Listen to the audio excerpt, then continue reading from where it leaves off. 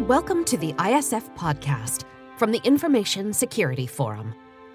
I'm Tavia Gilbert, and I'm glad to welcome you back to another cutting-edge conversation with business leaders and creative luminaries tailored to global security professionals. Today is the second in a special four-part series in which Steve and I discuss the ISF's latest report, Threat Horizon 2023, Security at a Tipping Point. Today, we are back to focus on the report's first threat, machines seize control. Steve, what is the report referring to exactly when it talks about the potential for a machine takeover? I mean, that's like Terminator material. So what's actually going on? Well, what we're referring to here, Tavia, is the fact that the speed and the accuracy at which technology is able to operate will prove to be something of a double-edged sword as automation pushes humans aside. So this sort of allure of technology-based solutions for managing risk will, I think, lead to overconfidence in security and a reduction in human involvement that is going to lead to failings that security practitioners are unable to understand or resolve. So the deployment of automated defenses that act without human assistance to secure information will enable organizations to quickly react and respond to threats, obviously. But that automation, and we talked about this so many times, that automation is also going to empower attackers to strike with the same machine speed, stretching defenses to the limits. Yeah, we have talked many times about AI as a double-edged sword, and we've discussed before the sorts of AI attacks that are becoming increasingly common these days. So I understand that there are high-volume, low-impact spray and pray style attacks like phishing that spread the attack surface as widely as possible and that rely on human error. And then there are spear phishing and whaling attacks, more tailored, low-volume, high-impact. And those require specialist knowledge and extensive research. Is that correct? Yeah, absolutely. Certainly spearfishing and whaling, does require a lot more effort on the part of the attacker before they launch the attack. When we talk about AI, of course, artificial intelligence industrializes those high impact attacks. And I think the emergence of AI-based tools will give rise to a wave of customized high volume, high impact attacks that really leave organizations struggling to deal with increasing numbers of incidents and, unfortunately, operational downtime. The impact of adversarial AI tools and techniques is going to be widely felt. Not only, I think, is AI going to become available to a range of malicious actors via crime as a service platforms. We're starting to see that already, but it will also continuously evolve and learn. And that's one of the key challenges in combating it, because it's going to learn how to circumvent established defenses. So by using AI to automate cyber attacks, the need for skilled hackers to write bespoke code will diminish in favor of services that are able to deliver AI-enabled attacks. And the ability of these services to modify themselves in real time as the attack progresses and adapt their techniques to defeat the target organization's defenses is really going to maximize the chances of success. I think as well that, the high tempo of attacks that inevitably we're going to see is going to place organizations under mounting pressure as they struggle to deal with an avalanche of concurrent incidents, such as theft of personal data, phishing attacks against senior staff, service interruptions caused by custom ransomware. And organizations are going to be unable to distinguish between genuine business instructions and scams, while simultaneously battling prolonged technical malware attacks. Organizations' defensive strategies and resources will be stretched pretty much beyond breaking point in most instances as they're targeted to really come under attack by multiple adversaries that are taking advantage of AI that can be bought on these crime as a service platforms that I was just talking about. And certainly if you talk to people like Interpol, Europol, for instance, any of the law enforcement agencies, these are the sorts of things that they're now starting to be very much more worried about. So what do organizations do to prepare to fight off such attacks? Yeah, that's a really good question. And, organizations really have to spend the time, the effort, the resource, looking at how they can improve the way they analyze behavior, certainly on their networks, as AI is adopted by malicious actors. And when I talk about networks, it isn't just your own corporate network, because of course we have the supply chain issues too. So the network that we're talking about is very much larger. And so the scope of work is very much greater than perhaps we've seen in the past. But here again is somewhere where AI based defenses can help. So I do think we're going to get ourselves into a little bit of a situation where AI is facing off against AI, if you see what I mean, and how that pans out. We'll have to wait and see. I think it's going to be on an organization by organization basis, depending on the degree of sophistication that exists on both sides, actually, of attack and defense. And in the report, we do make a number of recommendations. So, specifically, I think in the short term, it is about awareness. Leaders need to raise awareness of AI-based attack tools that are starting to emerge. We need to be talking about this more within organizations, within our own security clusters. I think organizations should also add AI-based attacks to their threat event catalog and improve their SOC and incident response teams to really look out for the ways in which they can shorten response times to some of these potential threats that are out there. That's the short term. I think longer term, businesses need to look inevitably at increasing investment in AI-based tools that help to prevent, detect, and respond to cyber attacks. Perhaps not in isolation, perhaps not on their own. I think there's a good opportunity here for increased collaboration across the industry. But inevitably, everybody needs to improve things like vulnerability management, network monitoring, deep packet inspection to just identify some of these threats. And they should also use AI-based purple team tools and techniques to probe and understand weaknesses in networks and systems and conduct, cybersecurity exercises to rehearse and to really enrich some of the mitigation activities. I think that one of the things that will become even more important is the response. So, a lot of the recommendations I've just been talking about are about detection. I think prevention is probably something that has really fallen by the wayside. Some people may not like me saying that, but I think we have moved to an environment where it is all about detection and response. And that's really where the main focus should be, I think. So your recommendation is that organizations actually increase their use of AI-based tools. But I understand that the next trouble spot is that automated defenses can backfire. So can you talk a little bit about that? Yeah, sure. I want to be clear as well, though, that we're not making any recommendation against AI-based tools. So it may sound to people as if we're not in favor of them. I think that they do have a really significant role to play and can really help with the way in which security is rolled out across an enterprise. But my point is that organizations need to be strategic about how they deploy them. The rush to adopt automated defenses, I think, will lead to an over-reliance on security solutions that perhaps have been oversold or that security practitioners do not fully understand.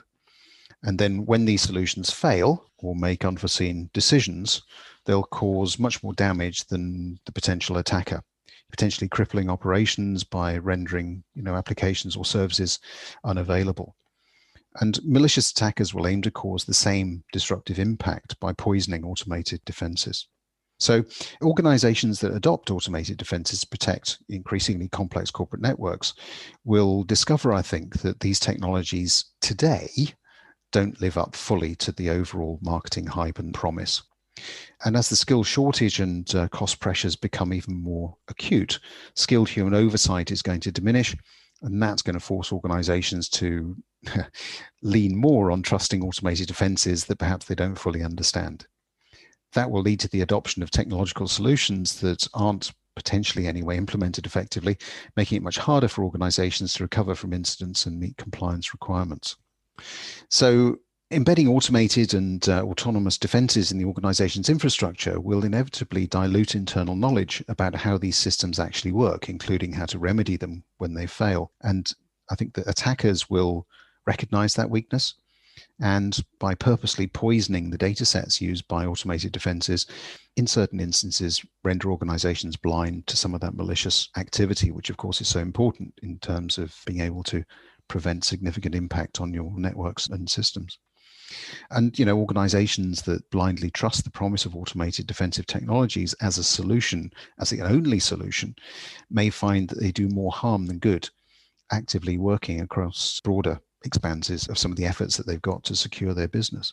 It's the lack of that internal expertise that worries me the most in these systems. And I think that's going to compound the impact of erroneous, automated decisions, which do have the ability to cripple business operations. And I think perhaps more importantly, consume vast amounts of time to remediate. And that is something that most organizations simply don't have. So what can organizations do to avoid these outcomes? Maybe start with the short term. What do you recommend is an immediate response? What can companies start to do today? Yeah, I think organizations can start by assessing the level of autonomy that automated defense systems have to shut down connected devices and services.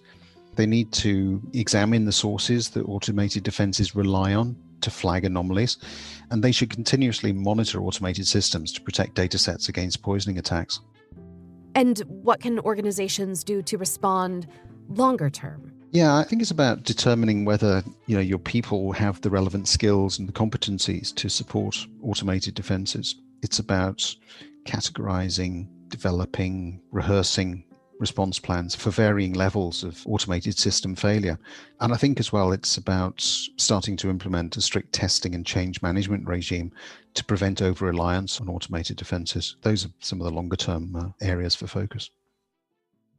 I want to bring us to a final point around machines taking control, which is the complacency and confusion that can result with all of that layered security. Yeah, that's right. I think, defense in depth will prove to be something of a veneer as the array of security tools and policies and processes that organizations have built up over time begin to clash and inevitably contradict. What does that look like? Well, I think regular security incidents will have a tendency perhaps to baffle leaders who believe in the effectiveness of layered security. That could lead them to invest in even more technology in a misguided attempt to solve all their problems. And the information security industry is renowned for addressing many of its more pressing issues by applying layer after layer of security policies, processes, and technologies. I think we talked about this in the last Threat Horizon report, this layering. The reality is that going forward, organizations will find that these layers amount to little more than security theater, if I could put it that way. Where the flaws of contradicting security practices are masked by the complexities of each additional layer. And these clashes will result in a degraded rather than improved level of security. I think another element is that, the continuous churn of strategies and technologies will create something of a false sense of security and perhaps organizational complacency, which attackers will see as an opportunity to exploit, to compromise the business. That sort of instinctive response of leaders will be to continue to invest in additional layers of security, perpetuating that vicious cycle that fails to deliver on the promise of an improved security posture. If we look at all of that, though, I think that what it's really saying is that the true level of risk that businesses face will become much more difficult to recognize as security theater generates an overwhelming number of alerts that conceal underlying threats. And so the cost of maintaining the growing technology stack will continue to rise, yet organizations will feel increasingly disillusioned with the security technology perhaps that they've acquired. So what does the ISF recommend businesses do to prepare? I know you're not going to leave us hanging without some solutions here. No.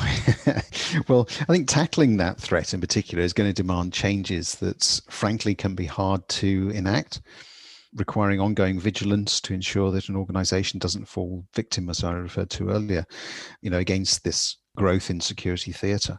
Prioritizing key activities that address identified weaknesses will certainly help organizations to adopt a structured and systematic approach to managing the threat. For now, enterprises should certainly review fundamental controls and processes, making sure that the basics are covered. They need to do an in-depth assessment of the organization's security arrangements to understand the effectiveness of the layers that they have in place. That assessment will then allow them to identify links between cutting-edge technologies and legacy systems to really surface some of these vulnerabilities. A bit further down the road, I think that organizations need to create a longer-term strategic security architecture. They should review and decommission superfluous security layers. This is going to give them an opportunity to integrate business and regulatory requirements to avoid duplication and indeed conflict. They should also assess whether implemented security controls keep information risk within acceptable levels and adjust those as necessary. I talk a lot about risk and the way in which risk needs to be managed across the enterprise. I do see, certainly going forward through 2023 and a lot of the different threats that we're talking about and the way in which I think security will change, this continuous need to come back to the management of risk. What is an acceptable risk for the organization? Because, just talking about the three threats under this particular Threat Horizon theme, it's become very obvious, hasn't it, that the scope of work is just so vast. And we talk about there being a shortage of skill sets in the industry. So that means we have to focus. And the only way that we can focus effectively is through risk management, managing risks for our organization. And that requires all elements of the organization to come together. It's not just the job of security. So to summarize what you've shared, in order for savvy and strategic businesses to fight against the threat of machines seizing control, organizations will find themselves up against AI, industrializing high-impact attacks, automated defenses backfiring, layered security causing complacency and breakdown, and as we know from our many conversations, the human element in protecting information remaining the weakest link, and therefore being ousted from many processes, which is a mistake. That human element is perhaps the greatest opportunity for businesses to effectively respond to these increasing threats. At the same time, we know that automated technology is not living up to its promise, and it's creating unseen gaps in defenses, and those gaps are posing a far greater risk to information security than the human weaknesses we've talked about. So organizations need to implement solutions to ensure that neither manual nor automated processes create unnecessary overlaps or gaps in security. Did I get that right?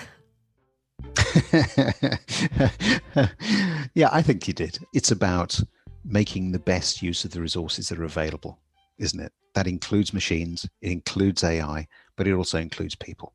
And if we can get all of those to work together, focus on the things that are most important from a risk standpoint to our organization, then life will become a little bit easier. Well, that's a nice place to leave our conversation. Thank you so much for the education. Next week, we'll be back for a deeper dive into the threat of identity being weaponized. Here's a preview of that conversation. Technologies such as AI, biometrics, behavior analytics are all starting to mature, resulting in early examples of deep fakes. And we've talked about that specifically last year as well in our Threat Horizon report. But it's the evolution of these technologies that will culminate in digital doppelgangers.